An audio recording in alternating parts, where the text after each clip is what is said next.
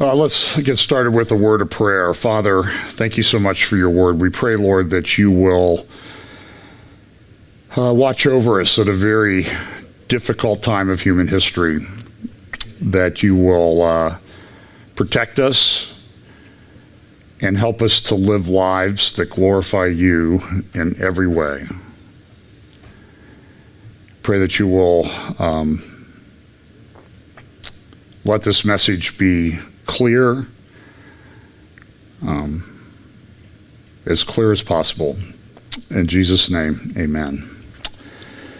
Well, today I'm going to talk about be vexed, not vaxxed. It is a interesting time to be alive. I'm going to talk some about the coronavirus and some implications of that today, geopolitics. And then I also have some things I want to share with you from the scriptures and just some thoughts in general.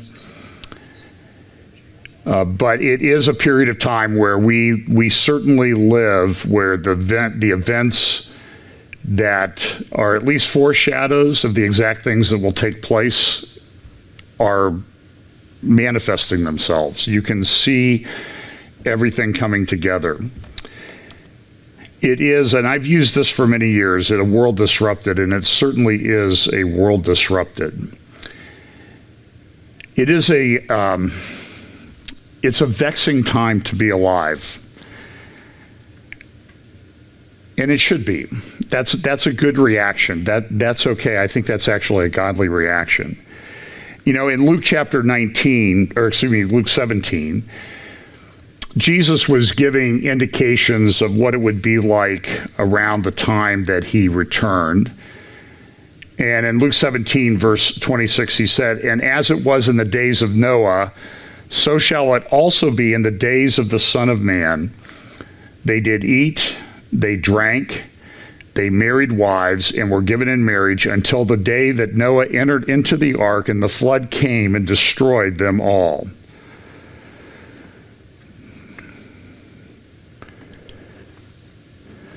Verse 28, "Likewise also as it was in the days of Lot, they did eat, they drank, they bought, they sold, they planted, they builded.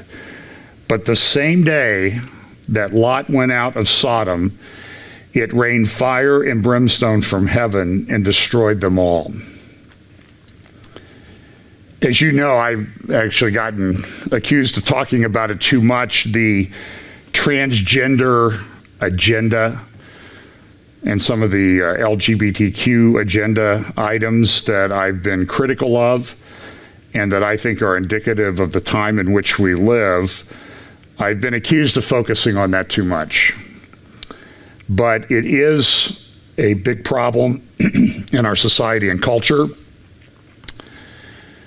And you wonder how long God will be patient with America and the West for allowing such things. It may be that we are at that time where God may actually be going to judge America and the West. We may be seeing the foundations, the beginnings of a concerted effort by certain people in the world to take down America. It's very easy to make that case. But at the end today, I'm going to talk about people who thrived in difficult times and circumstances. Who didn't live in America, they lived in evil empires that God judged, yet they thrived. But as I've talked about this transgender agenda, and by the way, there was some good news on this week. Out of the UK, they have put in place legislation or rules that's going to say no one under the age of 18 is allowed to get sex reassignment surgery. I wish America would have the courage to do something like that, because it is child abuse. We all know that. But Lot lived in a pretty bad place. He lived in Sodom and Gomorrah, and he was taken out the day he was taken out. Sodom was judged.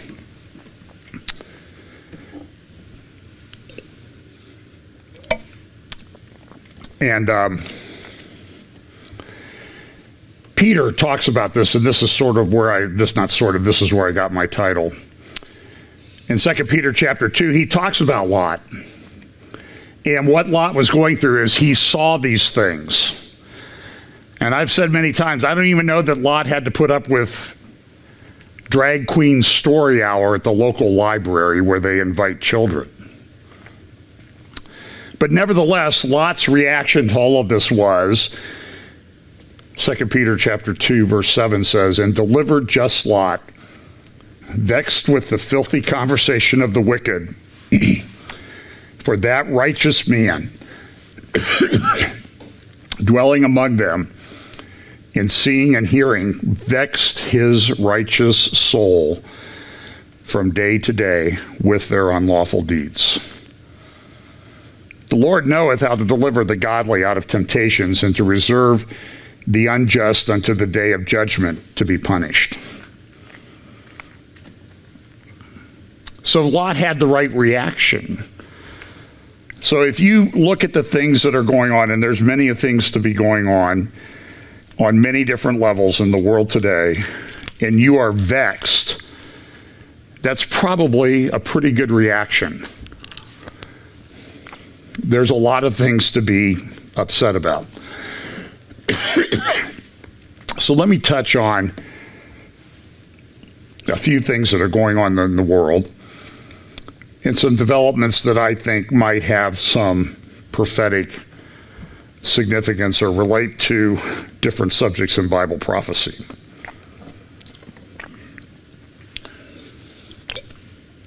Emmanuel Macron. This was a couple weeks ago in Financial Times.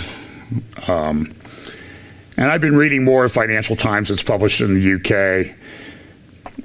I think they're doing a very good job covering the economic and other issues that are apparent. But they had a long couple-page interview with Emmanuel Macron a couple weeks ago, about April 19th. It says, Macron warns EU will unravel unless the bloc embraces financial solidarity. And then the title of the interview they called Thinking the Unthinkable. And he was interviewed. There's no sound with this, but there were things that he talked about. And, you know, he says, is Europe been weakened by the crisis? I'm not as skeptical for the multilateralism, because multilateralism, he says, might need a change of globalization, which is perhaps happening now. When I look at what we've been going through the last couple of years altogether, we've been living a very big crisis. First, there were threats throughout the world that touched every continent.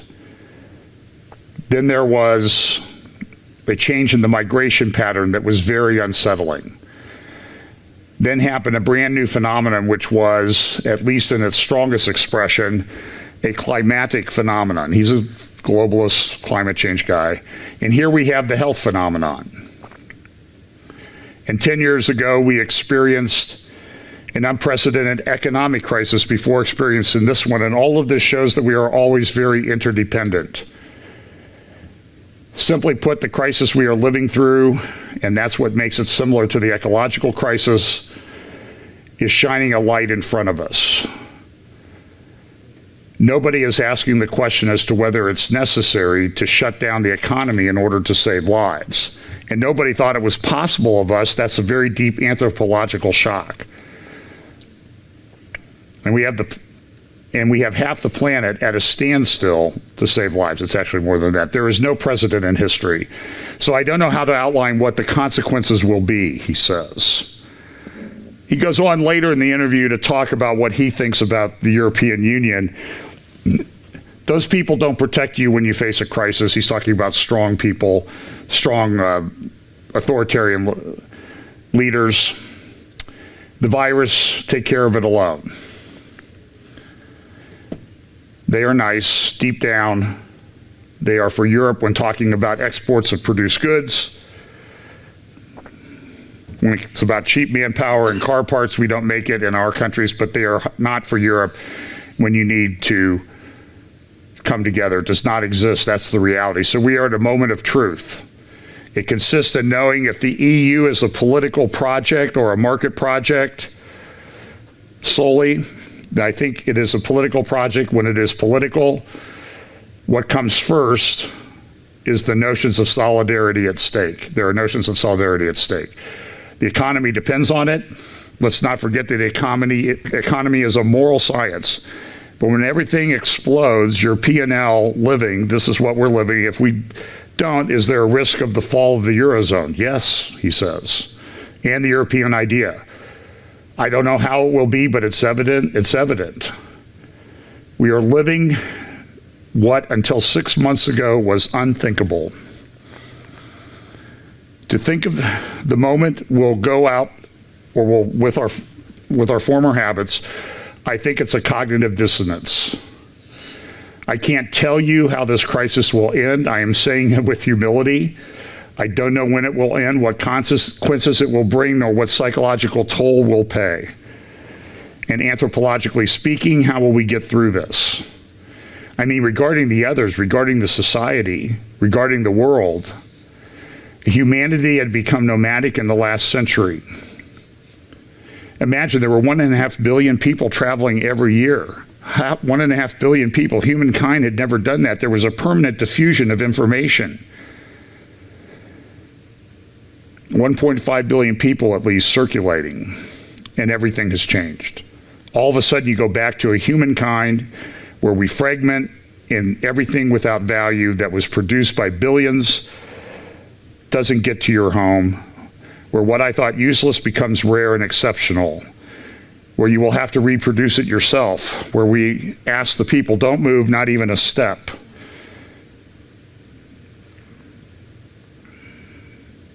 It's a profound change. We'll emerge as different people. So regardless of what you think of Macron, some people put him up as a potential candidate for the Antichrist. He is a globalist. He wants to reunite the European Union, maybe in a smaller fashion, get rid of some of the baggage. And even though he said in his speech, he was a bit hypocritical, I think, because he was talking about, well, when the crisis comes, we really don't get together. Well, Italy had a major crisis with the virus outbreak and many deaths in excess of normal. They were pleading for help from the other European countries, and the other European countries pretty much said, hey, Italy, you're on your own, deal with it. So that's caused a significant fracture in the European Union, to the extent that the European Union that we know and knew just a few months ago may no longer exist. And many things that we knew 2 months ago may no longer exist. Who knows if they're coming back?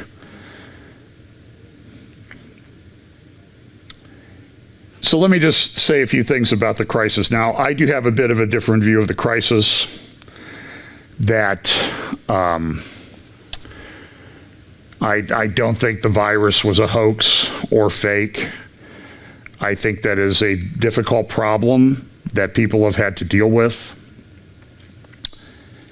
Now, that does not mean that once this crisis emerged or was made more serious than it should have been, that there were people that were willing to step in immediately to take advantage of that situation with their various agendas. And there are numerous.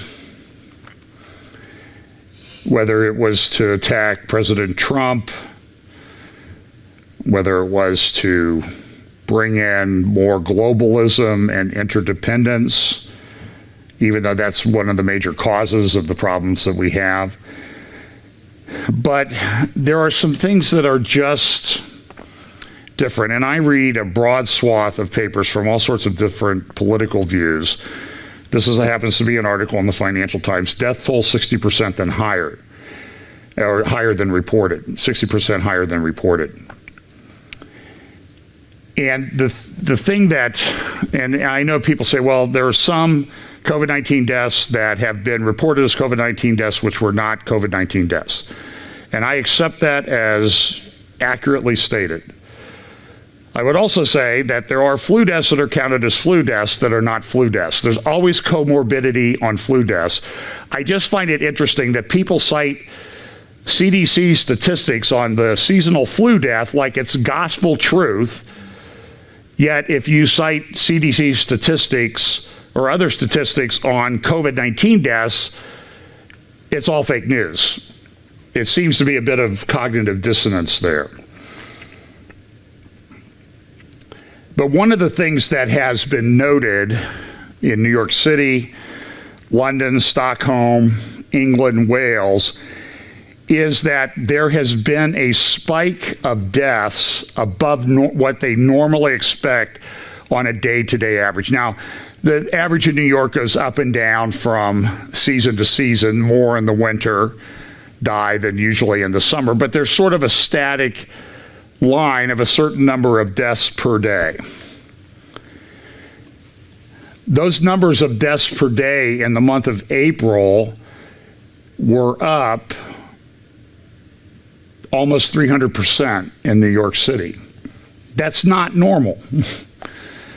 In Stockholm, 75%. England and Wales, 37%. Spain.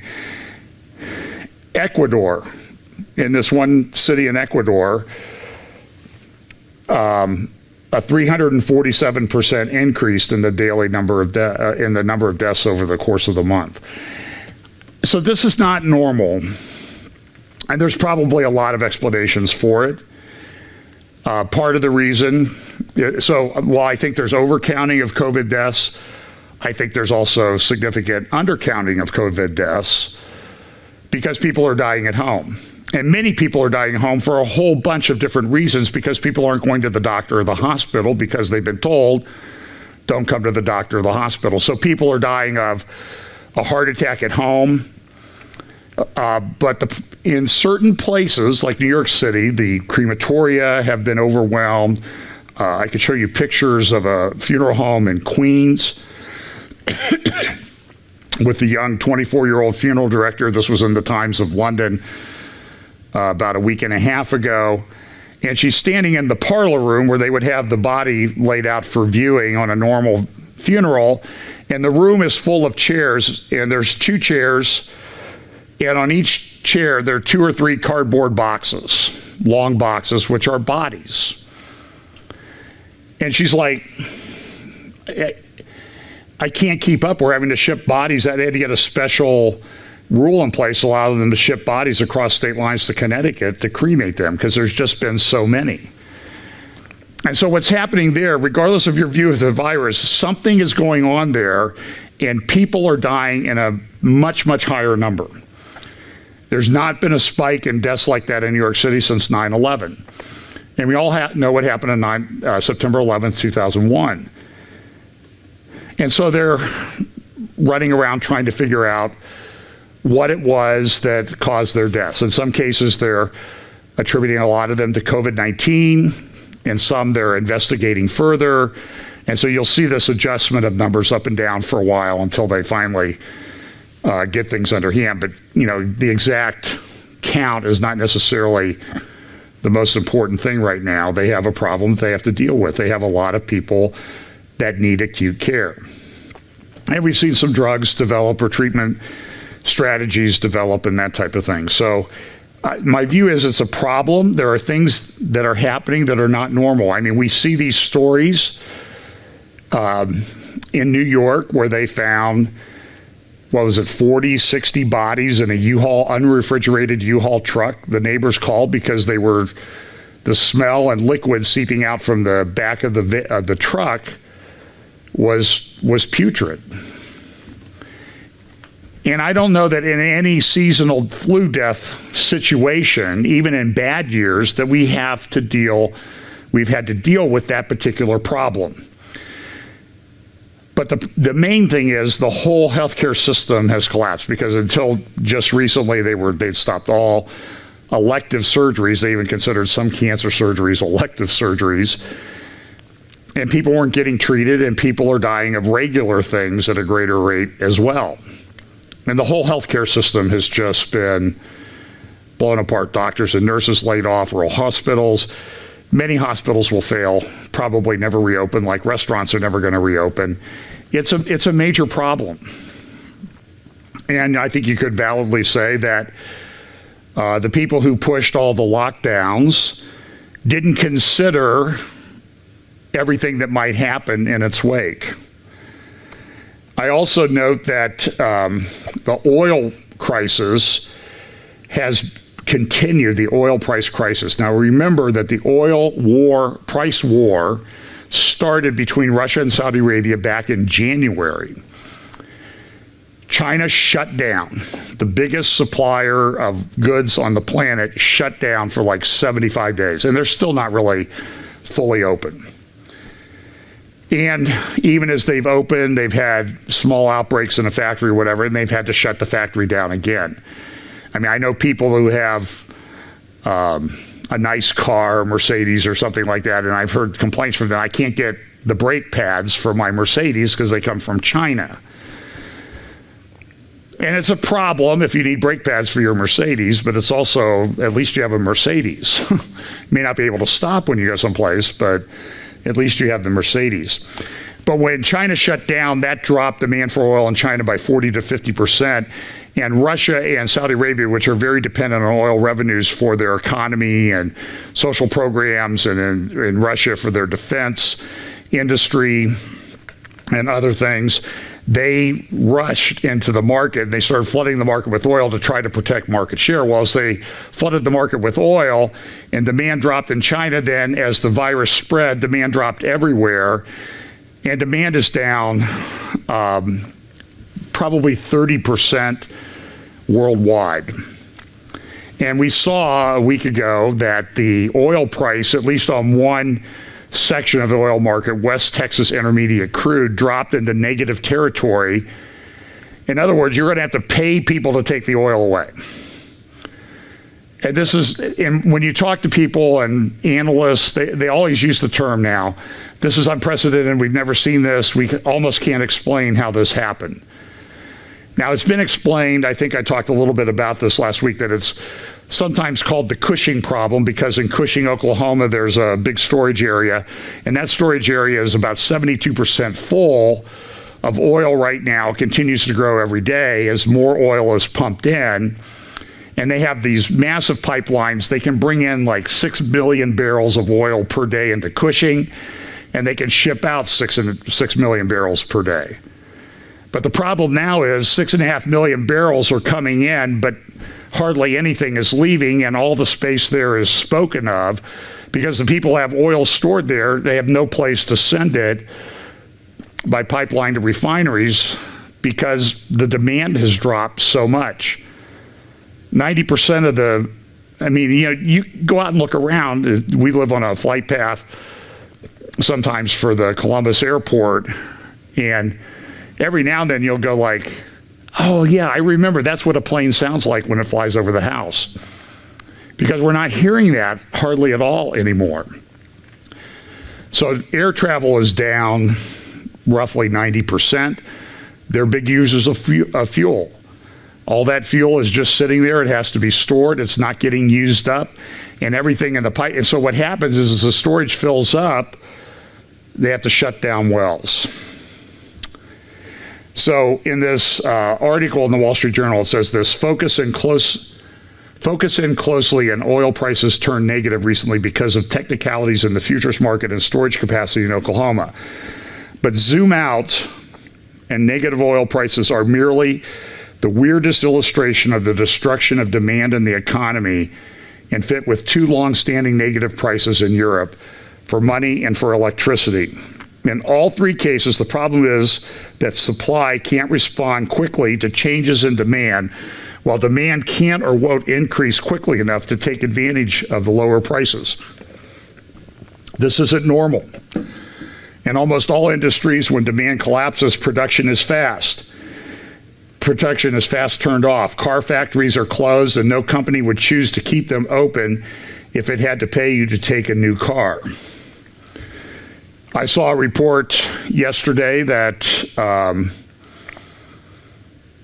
one car factory up in Michigan is going to stay closed through the end of the year, a big car factory. Even in the cases where production has to continue, it would be weird to pay people to consume it. Farmers can't stop producing milk, but it would be dumb to pay people to drink it when they can use it to fertilize their fields for free. But oil wells aren't like car factories, and oil isn't like milk. Closed oil wells are less productive when reopened. That means it is better to keep them running even if their output is temporarily worthless, as long as the owner expects prices to recover. The oil just can't be dumped because the toxic sludge is highly regulated. Usually it would be stored to sell when prices recover, but for now, storage is basically full. Oil prices fell faster than ever before because demand fell faster than ever before. Worse, demand for oil isn't rising the way it usually does when prices fall because of the lockdown. Even when things are normal, it can take a long time for oil use to catch up with lower prices because it needs a change to behavior, such as driving more or buying a less fuel-efficient big vehicle. It's a major problem. I don't think it's going to recover soon. There were many reports this week, GDP likely to go from bad to worse. This is just the beginning, said Beth Ann Bovino, S&P Global's chief U.S. economist, who estimates that GDP dropped at a 7.5% annual rate in the first quarter in the United States. Other countries have seen similar drops in GDP. Sweden, for example, I think I have the numbers correct. Sweden dropped 13%, even though they put restrictions. They asked people not to get in groups of 50, above 50. But even in Sweden, where the restrictions were much less, they've had economic carnage. Businesses are failing there just like they are here in the United States. Economists surveyed by the Wall Street Journal expect the department to say GDP, the broadest measure of goods and services produced across the country, fell at a seasonally adjusted annual rate of 3.5%.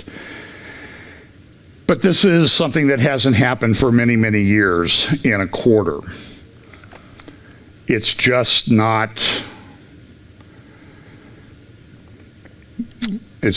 good. So here's a picture of how the GDP drop. So you have to go back 10 years to the economic crisis of 2008 and 9 to find similar drops. As one economist said, Richard Moody, chief economist at Regions Financial, this is like a really bad hurricane hitting the entire economy, all of it at the same time. The U.S. report coming out Wednesday is just a hint of what's coming in the second quarter, said Ian Shepherdson, chief economist at Pantheon Macroeconomics. We also have problems with the supply chains. The supply chains are, as they say, they're going from bad to worse. Now, is it planned? Is it not planned? Look, in my legal career, which at the end of this month will be my 40th anniversary, so I've been around a long time, and I've advised clients on potential liabilities of things that they want to do, whether that's in a product liability case with a drug company or a pharmaceutical company or a gas line, a gas supply company and gas line, transmission line operator, is they have to consider potential legal liability. So we see the processing plants shutting down all over the country, even American-owned ones, and part of the problem is they are having virus outbreaks among the workers, and the workers won't come to work. It is a fairly skilled job, and they just can't replace people overnight, so they shut down the plant. They shut down the plant, that means there's less meat getting processed. Well, with less meat being processed, the farmers who have hogs and chickens and stuff, they have to send them someplace. They can't send them someplace, so they have to euthanize them. And then eventually you see this show up in the, I think there's already been kind of a spike in meat prices, a little bit of increase. This is not going to resolve itself in a month. This is a big problem. And the people that run the processing plants, they're in business to make money. and they want to keep operating. They've tried to keep operating, but it's not working very well. Another thing that's happened is ethanol in America has collapsed. Now, there's a rule statute in place that says, there's supposed to be a certain amount of ethanol in your gasoline, and ethanol plants are closing all over the place because the demand has dropped so much. I've worked with, in different cases, both on the farm side and the lender side with farms, and I can tell you that farmers and trucking companies that ship grain to ethanol plants, their business has gone to complete zero. And this is a problem. I mean, this is the disruption and carnage that we're seeing going through the economy is unprecedented. Ethanol plant closures are expected to reduce domestic corn consumption by 375 million barrels, the U.S. Department of Agriculture said in a report earlier this month. That is one reason the Food and Agricultural Policy Research Institute at the University of Missouri estimates that farm income could be reduced by as much as $20 billion or 19% in 2020. That's if everything goes well. And so inventories of ethanol have been building up. They don't want any more.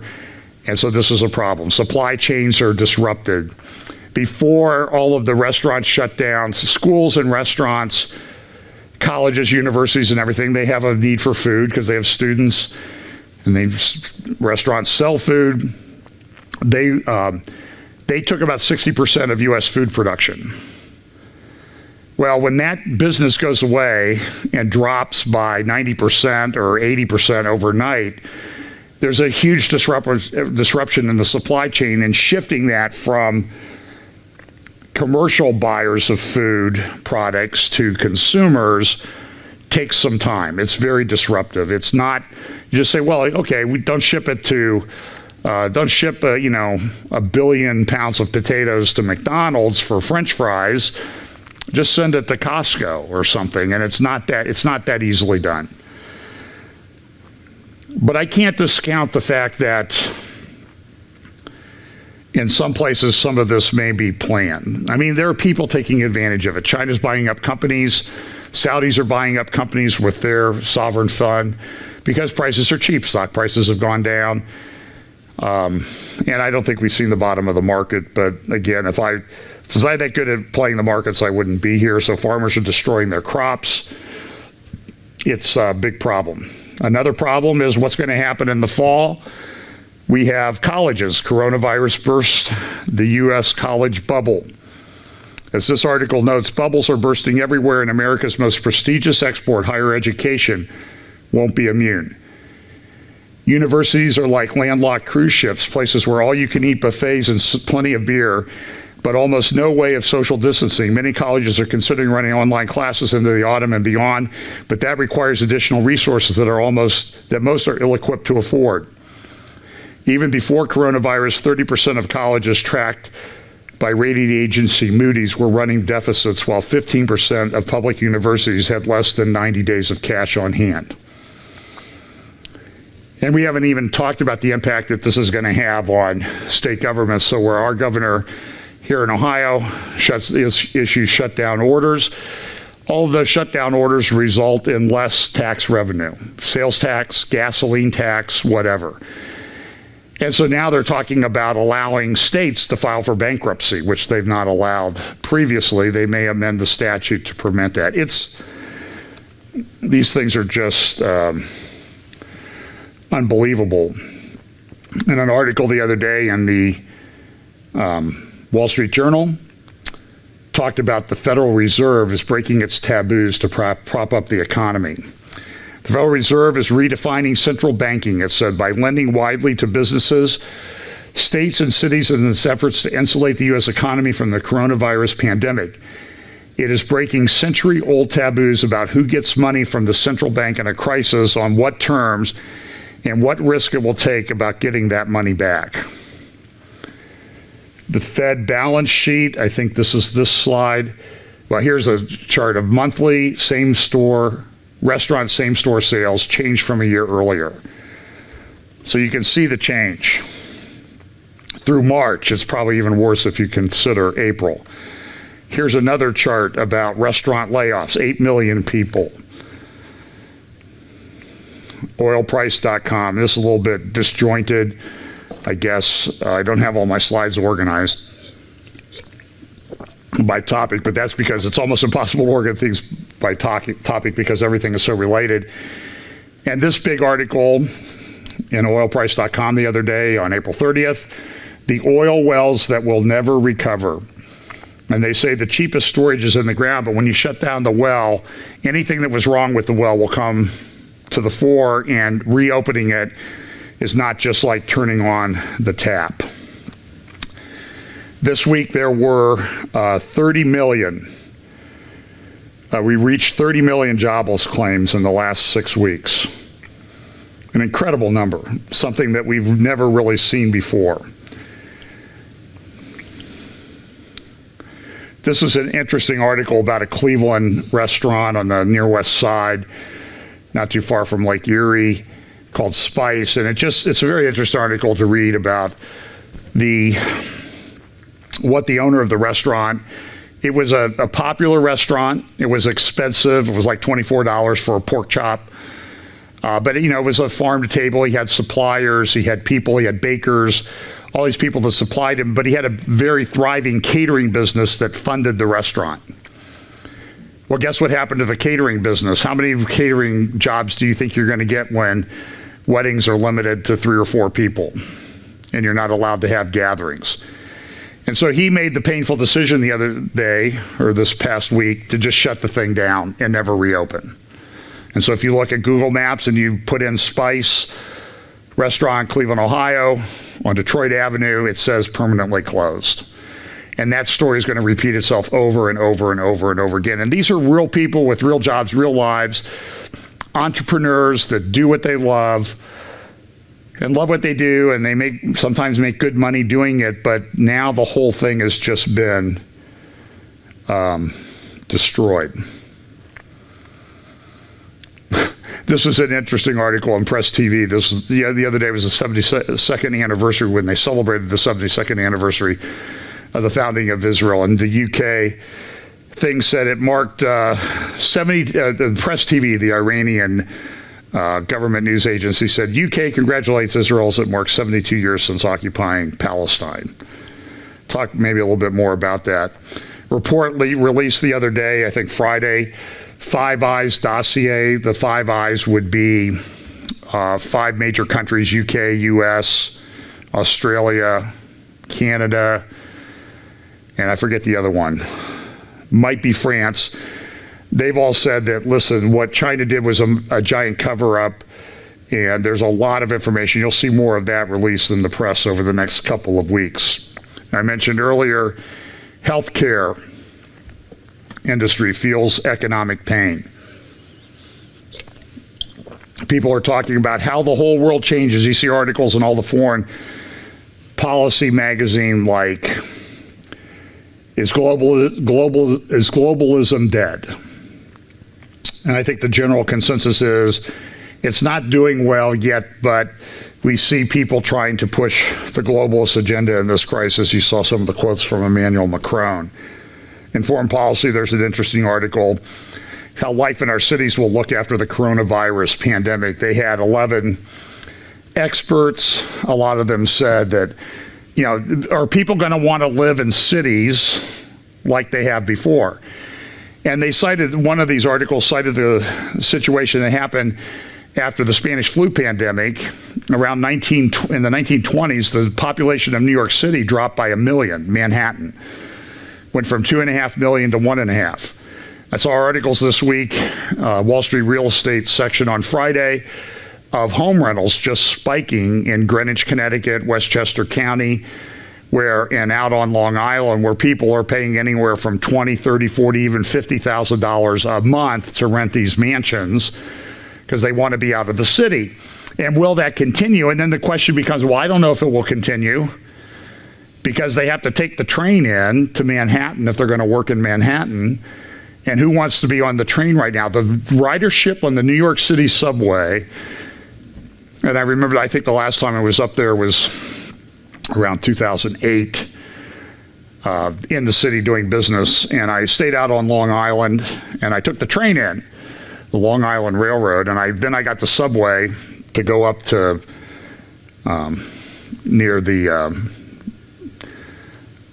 Radio City Music Hall, big theater. There's a bunch of office buildings there. I had a deposition. And I remember sitting on this. I took the express by mistake, so I ended up a little bit farther north than I wanted. So I had to get off and get back on. And it was rush hour. So I had to sit there it was the fifth train to where I could finally squeeze in. I can assure you that nobody was practicing social distancing on that subway trip. And then when I got in on one side and had to get off on the other, and with luggage and everything, it was a little difficult. Fortunately, I don't have a problem asserting myself in space. And so urban housing will get cheaper. People think, everything's coming back. Who knows? In American Magazine, there is an interesting article, speaking of Emmanuel Macron and the Pope. The Pope called Emmanuel Macron. You can go to the American Magazine. It's a Jesuit publication. And in that article, they talked about how the Pope said, Emmanuel Macron helped get the wars stopped, helped get everything back economically, forgive the debts of poor nations. And also, by the way, it also mentions the fact that Macron was educated in a Jesuit school. He then worked for the Rothschild banking organization before he went into politics. Married his high school teacher in the meantime. Let's see, that's the ethanol thing again. Things are not going well right now for Vladimir Putin. Russia is in a bit of a spot. You remember it was just about 6 weeks ago that Putin put in place changes to the Russian constitution. Proposed changes, they were approved by the Russian Supreme Court, but they had to be submitted to a referendum of the people, which was supposed to take place this week, but it got canceled. And Russia's had a fairly severe outbreak of the coronavirus. They tried to cover it up, but they're having problems too. So right now, I just don't see this. We always talk about Ezekiel 38 and 39. I just don't see that happening anytime soon. But I also know that when countries are in economic crisis, a lot of time that leads to war. And who knows what China, who's had their GDP drop more than it's ever dropped before in its history and for a long, long time, and Russia and everybody having problems, a lot of times the result of that is war. And so, as the New York Times noted yesterday or the other day, Kremlin's man of action is struggling to find his stride. As I said, the April 24th referendum on constitutional amendments was canceled. They canceled their big May Day celebration and that type of thing. Elsewhere in the Middle East, Lebanon is on the brink of crisis. Their banking system, financial system has collapsed. They've been in lockdown. People are coming out, and people are just not happy. Caroline Glick has a pretty good article in Israel Hayom from Friday. It's titled The Final Days of the Iran Nuclear Deal and What's Going to Happen in Iran Pushing to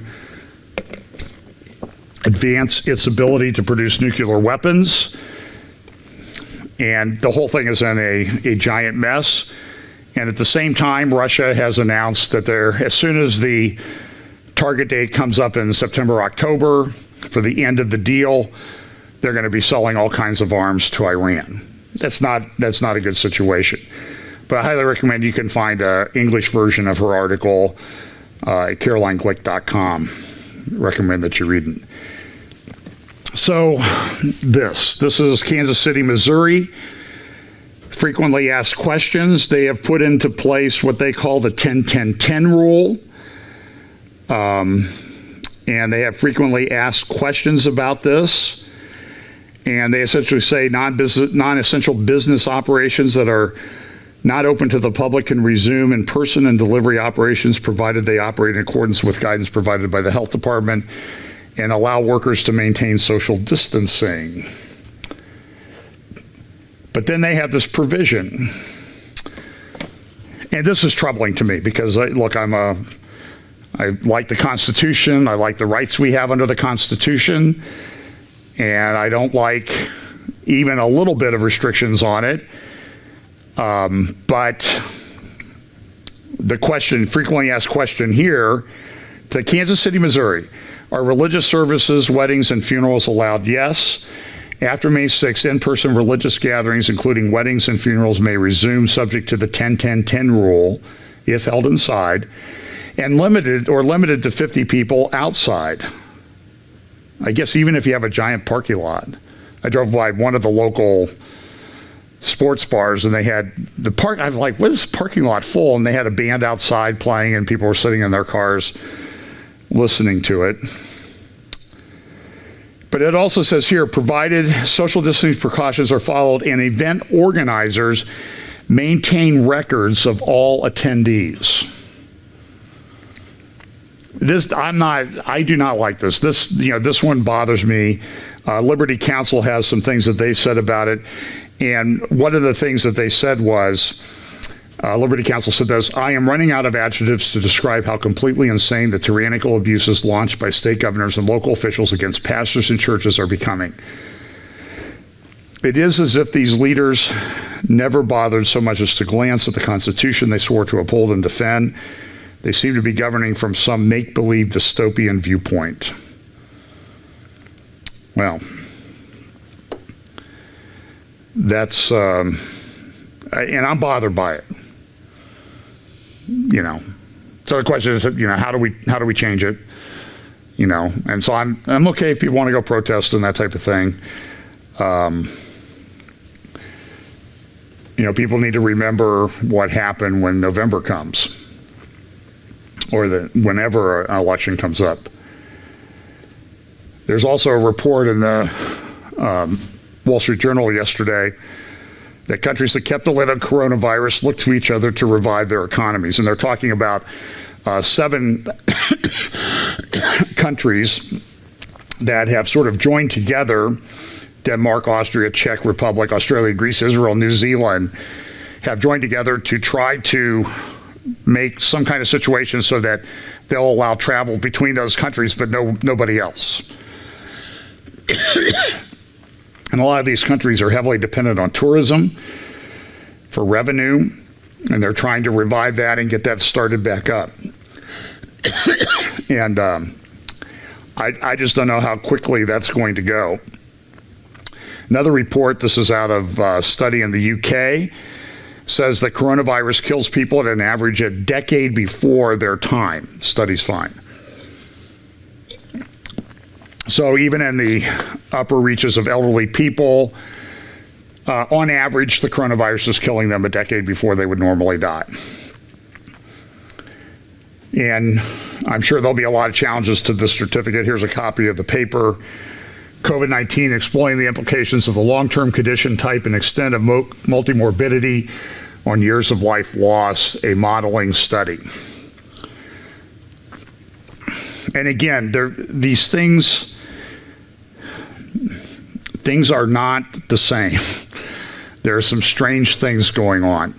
Whether the virus outbreak it certainly was not as bad as people predicted, some of the models predicted, but there's still some things going on that are just not quite right, that need further investigation and explanation. There are a lot of people dying in some places, not every place, but they've had major problems. They've had outbreaks. They've shut down people pretty much going in and out of the Navajo Nation and New Mexico, Arizona, Utah, because of a horrible virus outbreak out in the middle of the Southwest desert, which doesn't seem to compute because it's warmer there.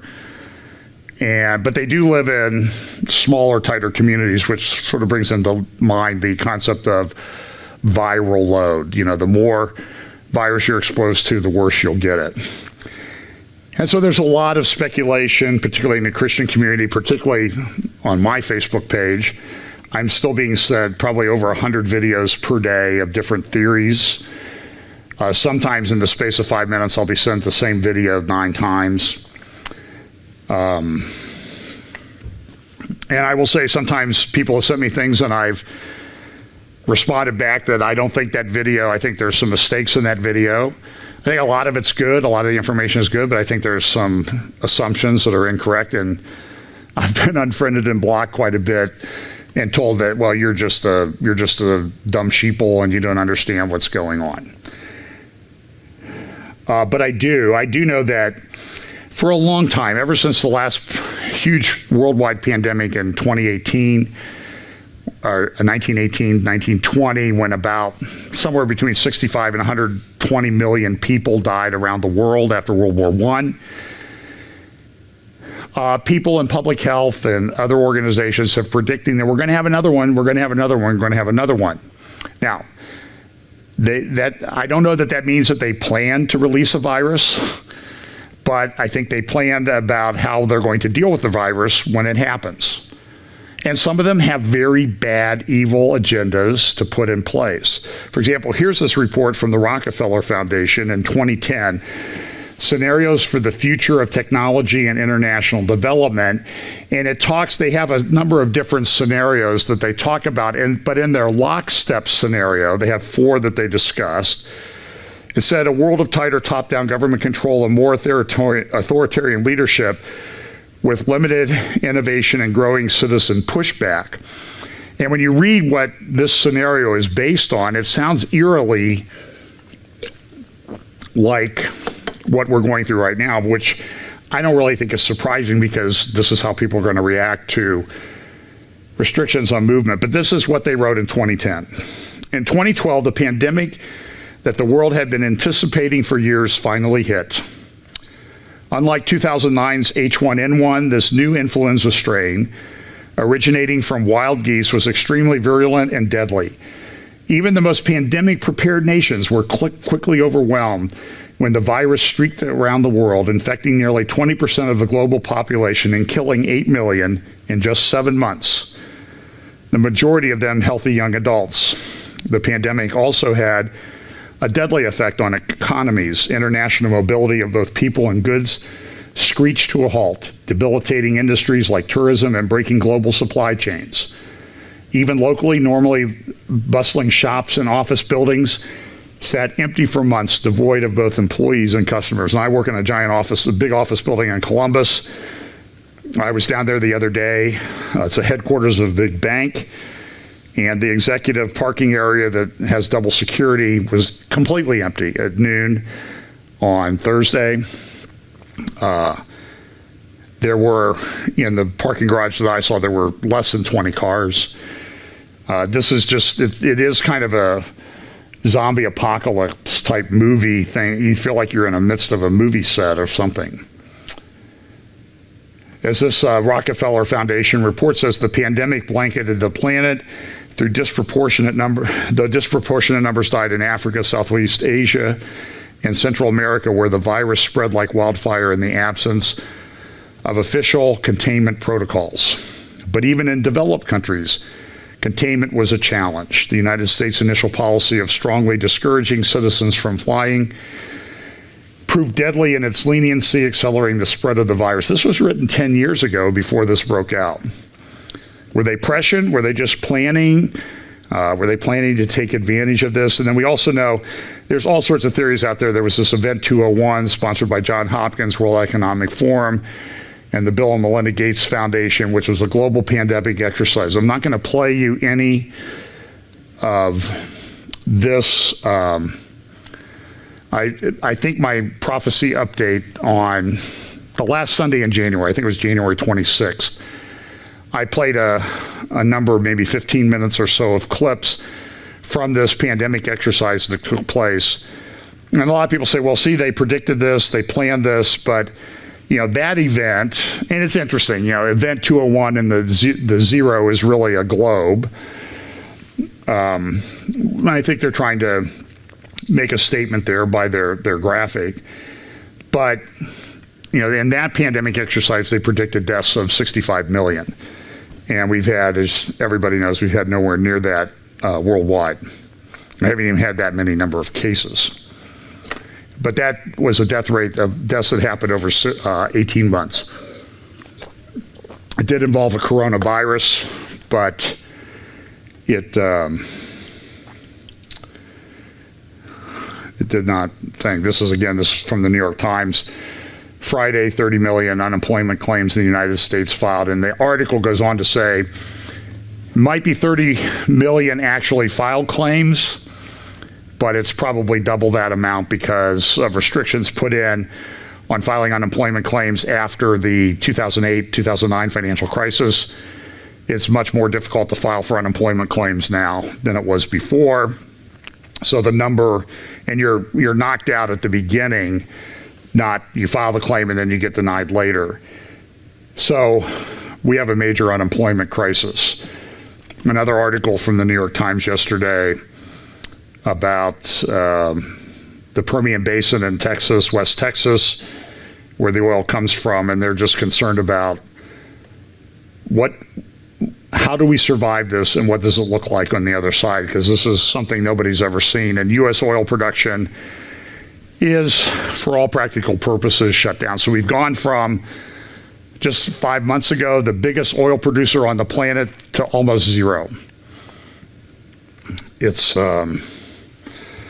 We went from what was claimed to be the greatest economy in 80 years to a really, really bad one.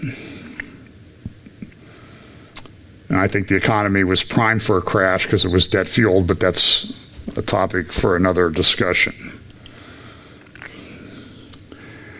So, a lot of speculation over the last couple weeks. North Korea is a nuclear power. They've threatened us. They launched these missiles. Kim Jong-un had disappeared for about 20 days. He's done this in the past, up to as many as 40 days without any public appearances. He missed a very important holiday, the most important holiday in North Korea. I think it's the birthday of the founder. Nowhere to be found, and supposedly this is Kim this week. Here's some videos from different news outlets. You can see he's a smoker, people cheering that he was there to cut the ribbon at a fertilizer factory, I believe.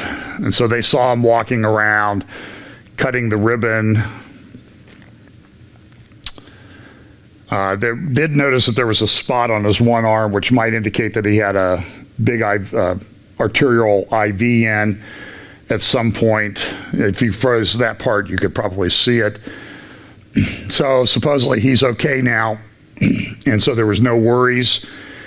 But then there are a lot of people saying, no, that's a double because he's only 36 and I see age lines. But the guy smokes you see him every time you see him. He kind of hides it, but he smokes all the time. And he's not in the exact prime of health. So who knows about that? Another interesting thing, speaking of the Pope again, the pandemic if you remember last fall, there was supposed to be this event called Reinventing the Global Educational Alliance that was to take place at the Vatican on May 14th. I've tried to search. I've not seen anything that officially cancels it, but I can't believe that they would hold it except virtually at this point. So clearly the Pope has his own agenda. There's a scene from Beirut. I think I already talked about that. Another thing from Arab News this morning, Turkey will run out of dollars by July. They've had a major problem with the coronavirus outbreak. Their economy's bad. Erdogan made some decisions that are coming back to challenge him and how he handled it.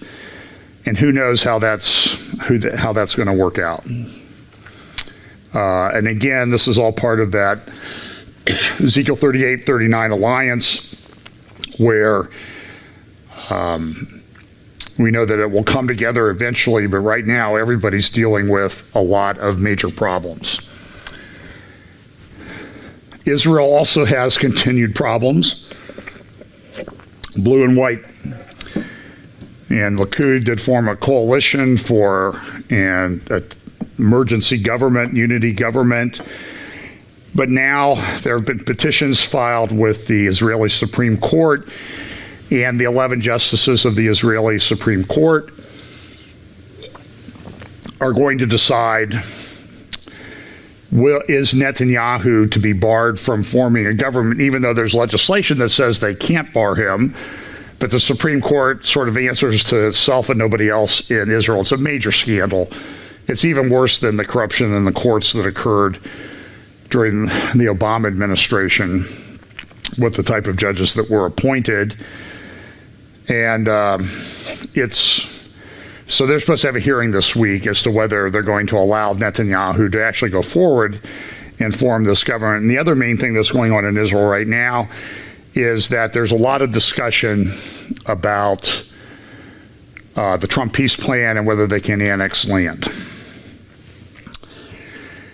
So that's pretty much the news part of my prophecy update. So I want to make a few comments right now because I have noticed a tremendous amount of acrimony and division among Christian groups on Facebook. It's really not good. So if you have a slightly different view of someone on the virus or the vaccine or Bill Gates or something like that, you're not as holy, you're not as Christian, and I just think this is very troubling. I will refer you, Joel Richardson, who I was emailing with this morning, put up a video about the mark of the beast. Now, you may not agree with him, but I think it's worth listening to because I agree with his heart as to what he said. And I had actually been preparing some of these remarks, and he ended up using the same passages, some of the same passages that I'm going to do. But I'm going to go ahead and use them anyway because I think it's a problem in the body of Christ. A big problem. Now, look, I think the virus is real. I think it's caused some major health problems in some areas. I think it's caused, I think when China shut down, that was going to cause an economic contagion around the world that would be pretty bad. But it's certainly been exacerbated by the various lockdowns that governments have put in place. So I don't want anybody to say that I don't think that it's a problem, but I also think that globalists are using this to their advantage. I think that's clear. Years ago, I've been using this slide, this Time cover magazine, since it came out in, 2010, 2012, 2045.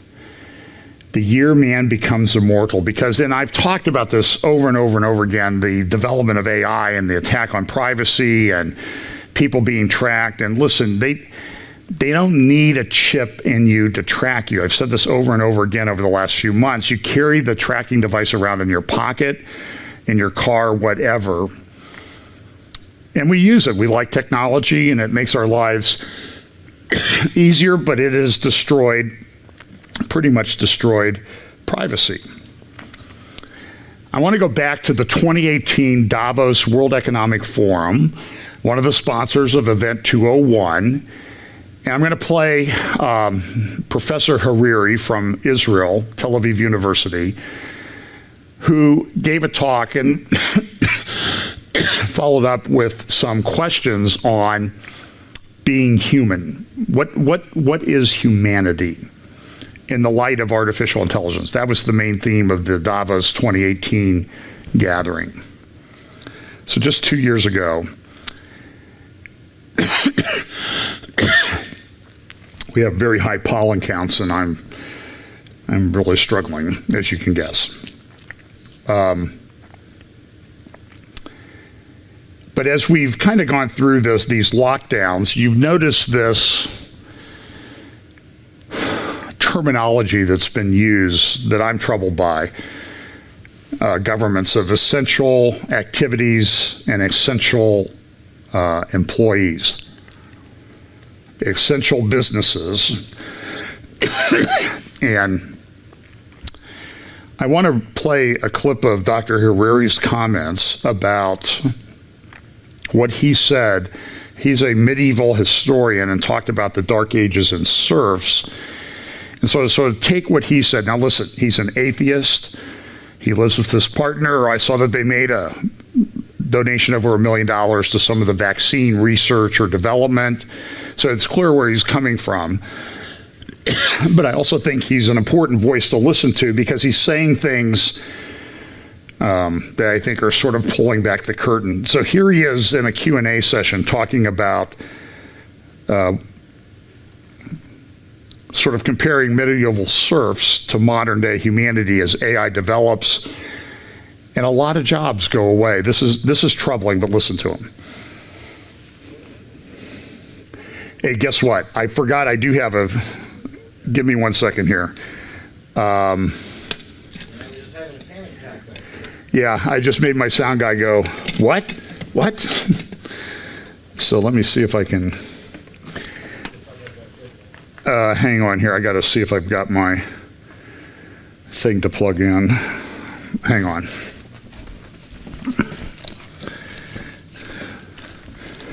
This is John's bag of tricks. I totally forgot about this.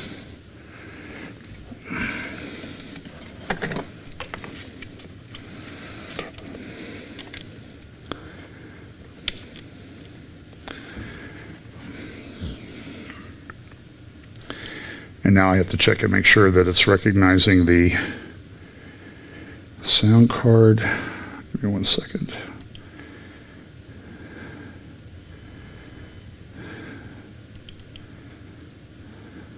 Okay. Okay, should play. Here we go. Here's Professor Hariri. What I wasn't sure about is what your view of the future is, whether you think it's a good thing, whether you're, as a scientist, you're quite entranced by its possibilities, or whether you're as scared as maybe some of the other people that left the room. I just don't know. I mean, I don't think that anybody has any idea how the world would look like in 40 or 50 years, let alone a century. The only thing we are certain is that it's going to be completely different from what it is today. I don't remember who said it, but somebody said that if they tell you about the world in 2050 and it sounds like science fiction, it's probably not true. But if they tell you about the world of 2050 and it doesn't sound like science fiction, it's definitely not true. So this is the best I can do. I mean, it was always very difficult to be in charge of your destiny. What is unique now is that the big danger for people is no longer exploitation, it's irrelevance. I mean, previously in history, if you were on the wrong side of history, if you didn't understand what was happening and you lost the competition, then you ended up as some kind of serf or manual laborer being exploited by the people who understand and have the power. Now, if you're left behind, you're facing something far worse, which is to be completely irrelevant. They won't even need you as a serf or as a slave. Yeah, which is a worrying thing, and of course, Forum Again, we're very concerned about how to find meaningful work and meaningful existence for folk in the future, including ourselves. One of the comments by the moderator at the last session in the Congress Center was that Chancellor Merkel, as she passed you in the green room waiting to go on, mentioned that she'd read your book. How? Well, that's enough of that. So, listen, I fully recognize that there are a lot of things going on that I don't like. I see globalists rising. I see them exerting their influence. I see them doing agenda. I see them putting in systems and places and things that I think in the last period of human history will be used for very evil purposes. I don't think we're at the point where we have a mark of the beast. I know there's been a lot of talk about the quantum dot tattoo and microchips and that type of thing. And I've dug into the technology papers that support the microdot nano dot tattoo to show that you had a particular virus, a vaccine. I don't think it contains all of the information that people need to control you there. They can certainly use that to maybe restrict you from doing certain things. But again, I think your phone is much more important. And the New York Times has had a big series of articles over the last few months since last fall called The Privacy Project, where even they've expressed concerns about the intrusions on privacy that come with the use of technology and artificial intelligence. So this is something that everybody's upset with on all sides of the issue. But there are globalists and other people that want to control everything. And it may be that this is the time that God's going to allow that to happen. I can't discount that possibility. But I just want to cite for you some biblical examples of people who thrived in very bad times. Joseph was taken to Egypt as a prisoner, yet he thrived there. He was thrown in prison, could have been executed. And at the end of his life, he knew he's an example of the suffering servant, a type of the Messiah. And so he thrived in his ministry there, where he provided for people. And when he died, he told the children of Israel, look, I've always been fascinated by this story ever since I first heard it as a little kid. Like, when I die, verse 25, Genesis chapter 50, and Joseph took an oath of the children of Israel, saying, God will surely visit you, and ye shall carry up my bones from hence. So Joseph died, being 110 years old, and they embalmed him, and he was put in a coffin in Egypt. And we know he was there in that coffin for hundreds of years. And then it also, in Exodus, when they go to leave Egypt, this is Exodus chapter 13. I forgot to change the reference. And Moses took the bones of Joseph with him, for he had straitly sworn the children of Israel, saying, God will surely visit you, and you shall carry up my bones away hence with you. So, here is what Joseph said hundreds of years before coming to fulfillment. And they took his bones in Joshua 24. They took him to Shechem. They buried him. You can even sometimes go to see his tomb there in the city of Shechem. It's a very big flashpoint between the Arabs and the Israelis, the Jews that live there. It's been burned a number of times, but I was always fascinated by this idea of, this coffin of Joseph being drug all over the wilderness for 40 years. And then even as they started the conquest, it took them a while before they finally took him and buried him in Shechem, not too far from the well that his father Jacob had purchased there in that city, and where later Jesus met the Samaritan woman. You can go see those places today. I've been there. And Jeremiah. Now, a lot of people don't like Jeremiah. Jeremiah was a prophet of the coming destruction of the kingdom of Judah, the southern kingdom. And he was a very popular guy. I do think that the picture of what was going on in Judah at the time is a picture of what the church will be going on in the church at the end of time. And I think it's something that we can see happening right now. But Jeremiah was given a prophecy in Jeremiah 25, and you can read it. I would encourage you to read it, because he talks about you're getting destroyed.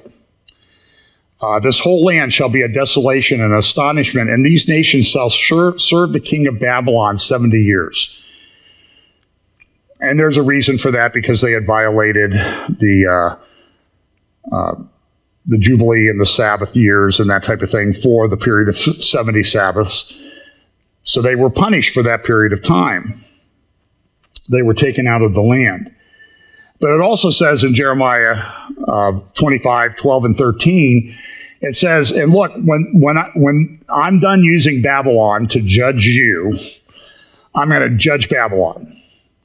And I'm going to take them down. And there's prophecies about all of the nations that I think still have yet to be fulfilled throughout the remaining chapters of Jeremiah, including Babylon in Jeremiah 49 or 50 and 51, which I would highly encourage you to read.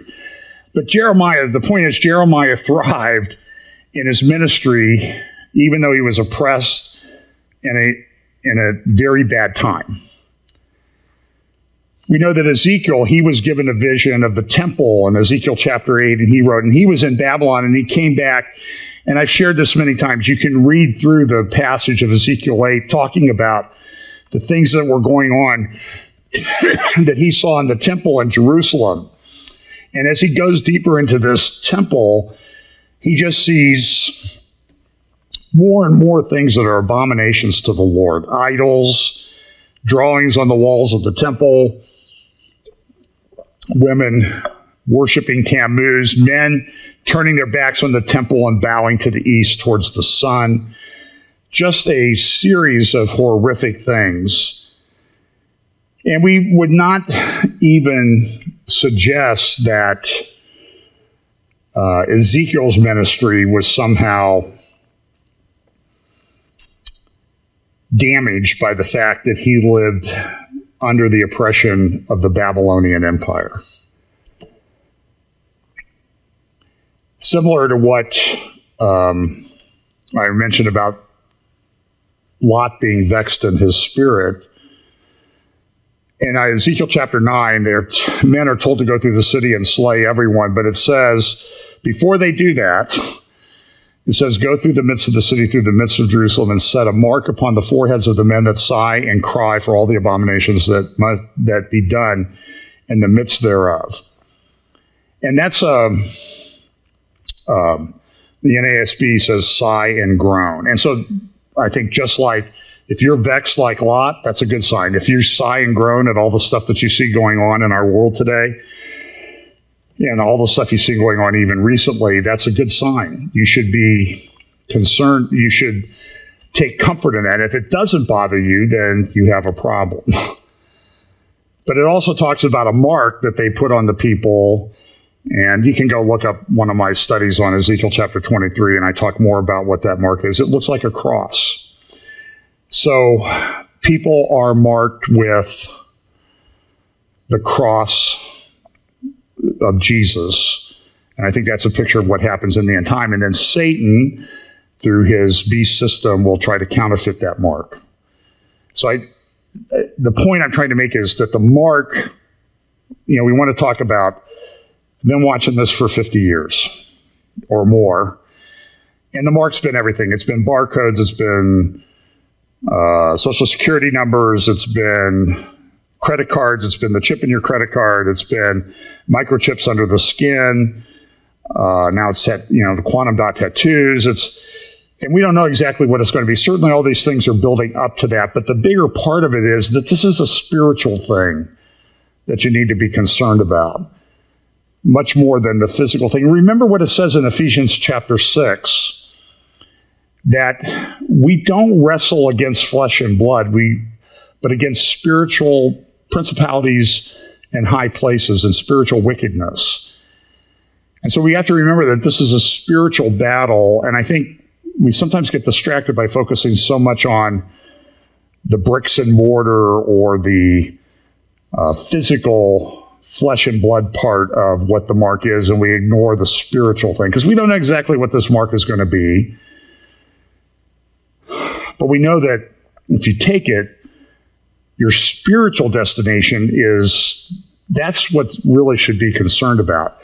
And I don't think that God's going to allow believers in him to be deceived by it. I think it will be apparent what it is when it comes. But I'm concerned that everybody wants to run around and say, well, this is the mark, this is the mark. And this has been going on for almost all my life. I'm 66. I've been hearing this, and it's always something different. And this is sure, we're sure, for sure, this is the mark. And none of them have panned out yet. And eventually there will be. And then eventually, people around at that time will be able to say, this is what was prophesied. You need to avoid this. And there will be, as Daniel says, there will be wise that will understand and instruct many. And I believe that verse with all of my heart.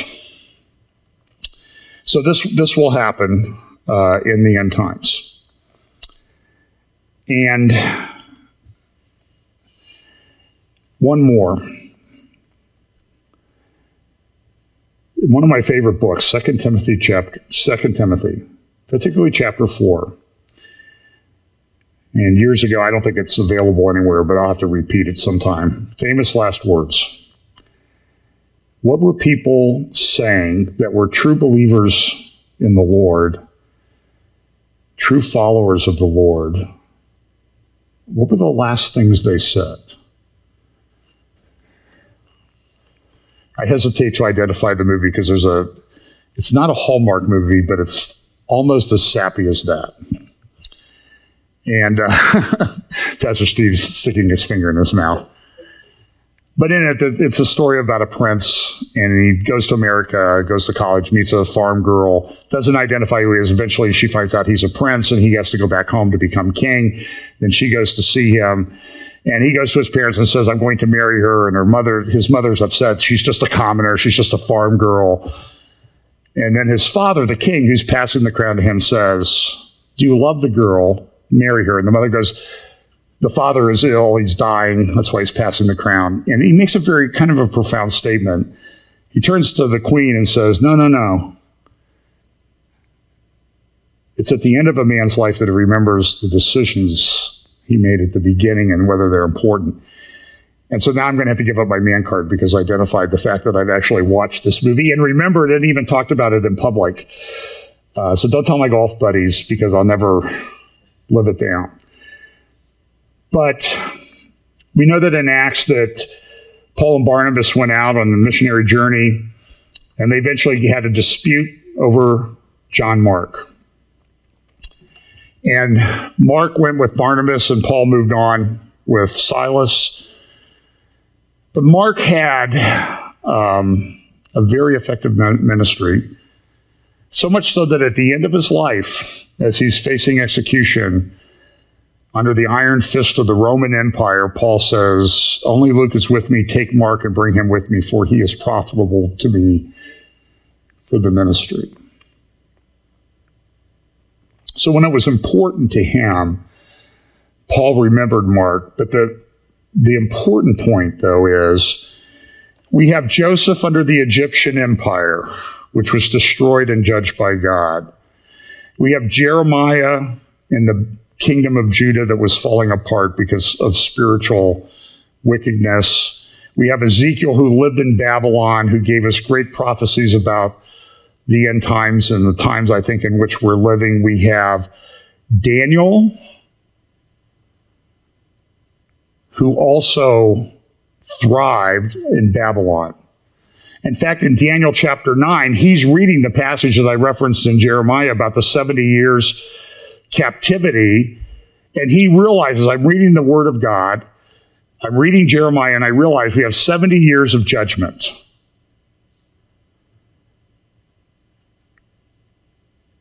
And what does he do? Does he pack his bags? No. He even interpreted the vision of the handwriting on the wall that the kingdom was going to fall that evening. And the next thing we know, Daniel's big in the government of the Medes and Persians. Daniel thrived in the evil empires. So I'm encouraged by that. We've got a lot of questions lately about what do I think about the violation of our constitutional rights and the lockdowns and restrictions. And I don't like them, okay? I detest them. I think they're unconstitutional in many regards. And I don't know if they ever come back. I mean, I've said this before. We believe in the end times, but what do you think the end times really look like, even in America? And is America the thing, or serving God the thing?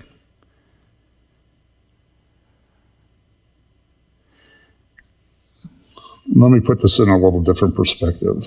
Years ago, I had a very good friend, and I had spoken and written about a book that I consider to be just an absolute abomination, bad theology, blasphemous beyond measure, yet one of the most widely popular Christian books of our time, which is The Shack. And I had spoken against it in pretty stark terms, that this was bad. But what bothered me the most was that Christians, a lot of people who claim to be Christians, love that garbage, theological garbage, excuse me. really nasty theological garbage. And I had a friend at the time, and he heard what I said, and he wrote me a long, long email.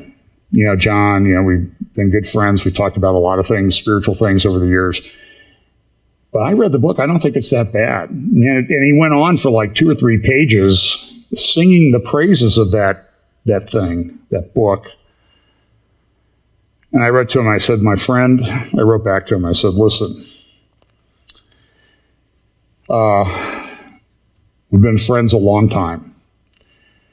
We've exchanged emails. And when I talk about something like this, I'm always pointing the finger at myself because I realize I failed. I said, but in all the years of our friendship, you never sent me an email of any length, let alone 3 pages worth, gushing over how great a passage of Scripture was. And yet you droned on for 3 pages, gushing over a piece of theological wicked garbage. And I hadn't written to him either.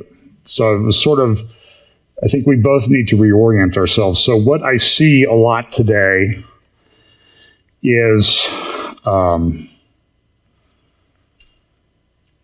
people sending me hundreds of videos, seeing hundreds and hundreds of posts. But unfortunately, and everybody's worked up into a frenzy about this, about Bill Gates, about this vaccine or that. And those are all things to be concerned about. But I think we need to focus on the real thing. Daniel lived in Babylon. It was a wicked empire.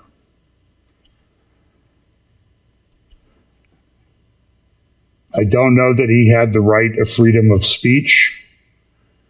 It does not appear that he does because he spent time in captivity. I assume people were, if he'd had Facebook back in those days, people would have been monitoring it. And he, rather than being in Facebook jail, he actually ended up in jail in the lion's den. We know the story. So I would just say that maybe we all, me included, need to reorient ourselves a little bit. So Daniel, this is from Daniel chapter 9. We know what happens at the prophecy of the 70 weeks at the end, but there's a lot of important stuff at the beginning of this chapter. In the first year of his reign, I, Daniel, understood by books the number of years. So what was he doing? He was studying Scripture, and he was like, oh yeah, the Lord told us this was going to happen. Whereof the word of the Lord came to Jeremiah the prophet that he would accomplish 70 years in the desolations of Jerusalem. And as I said earlier, his response was not to pack his bags or to go down to the Nebuchadnezzar's palace and protest to lift the lockdown on the people of Judah who had been in captivity there for 7 decades. He's in his 80s.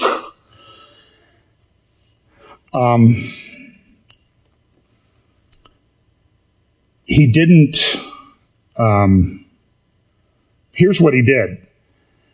And I set my face unto the Lord God to seek by prayer and supplications with fasting and sackcloth and ashes. And I prayed unto the Lord my God and made my confession and said, O Lord, the great and dreadful God, keeping the covenant and mercy to them that love him and to them that keep his commandments. We have sinned and have committed iniquity and have done wickedly and have rebelled, even by departing from thy precepts and from thy judgments. Neither have we hearkened unto thy servants, the prophets, which spake in thy name to our kings, our princes, and our fathers, and to all the people of the land. Verse 9, To the Lord our God belong mercies and forgiveness. Though we have rebelled against him, neither have we obeyed the voice of the Lord our God to walk in his laws, which he set before us by his servants, the prophets. Daniel's response was not to chafe at his circumstances, some of which during certain times were quite grievous, much more oppressive than Facebook jail or being banned by Twitter or something like that.